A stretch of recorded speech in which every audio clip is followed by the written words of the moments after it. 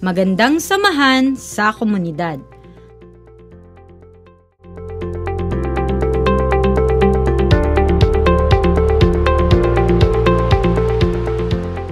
Kung magkasala sa iyo ang kapatid mo, puntahan mo siya at kausapin ng sarilinan tungkol sa kanyang kamalian.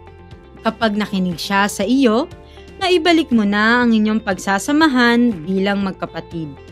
Ngunit kung ayaw niyang makinig sa iyo, magsama ka pa ng isa o dalawang tao upang ang lahat ng pinag-usapan ninyo ay mapatunayan ng 2 o 3 saksi.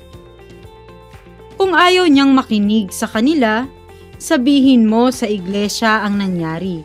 At kung ayaw pa rin niyang makinig sa iglesia, ituring mo siyang parang hentil o isang maniningil ng buwis. Ang Ebanghelyo ngayon ay nagbibigay sa atin ng mga seleksyon mula sa kabanata ng Ebanghelyo ni San Mateo, kung saan pinagsama-sama niya ang mga iba't ibang payo na ibinigay ni Jesus sa kanyang mga alagad. Naglalaman ito ng mga praktikal na tagubilin kung paano bang mamuhay ng sama-sama bilang komunidad ng mga mananampalataya. Ang mga tagubilin ngayon ay tungkol sa kahalagahan ng pagpapatawad sa isa't isa at ang tamang proseso upang maiwasan ang pagkasira ng samahan sa komunidad.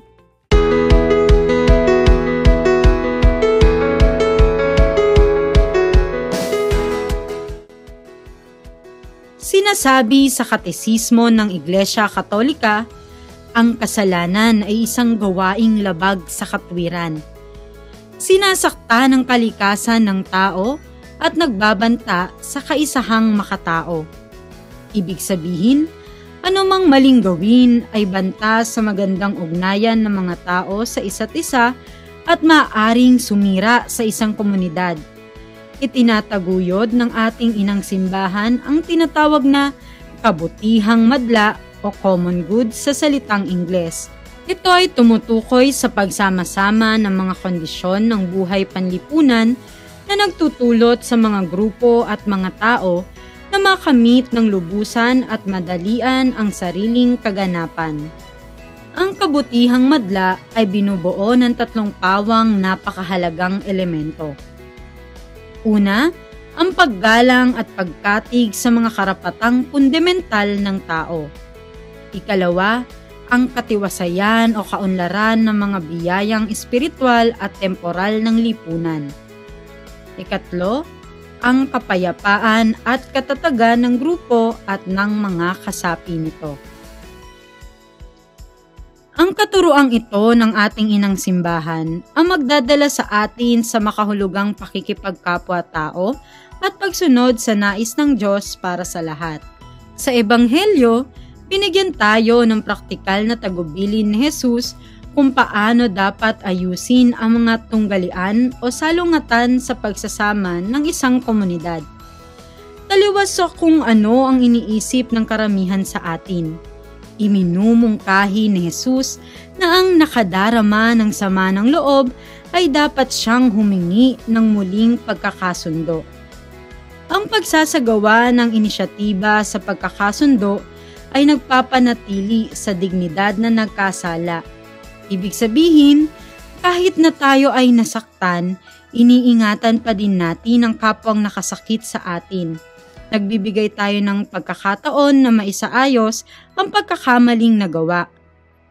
Kapag hindi nagtagumpay ang pagsisikap na pakikipagkasundo, ay doon lamang tayo kukuha ng mga saksi.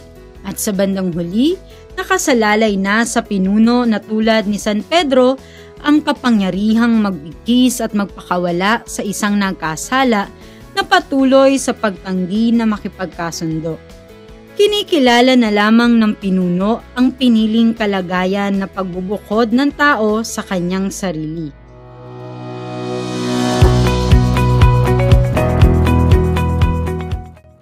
Hindi lamang ang mga banal ang tinatawag ni Jesus, kundi pati ang mga makasalanan. Walang perpektong komunidad. Tiyak na darating ang pagkakataon ng hindi pagkakasundo. Ang tanong ay paano natin naayusin ang mga problema at tensyon na lumalabas sa sarili nating komunidad.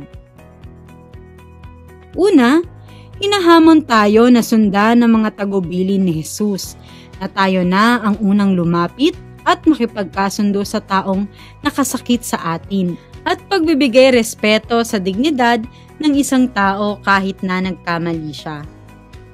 Ikalawa, pairali ng pagtitimpi at pagpapalawak ng pangunawa sa mga taong nakasakit sa atin.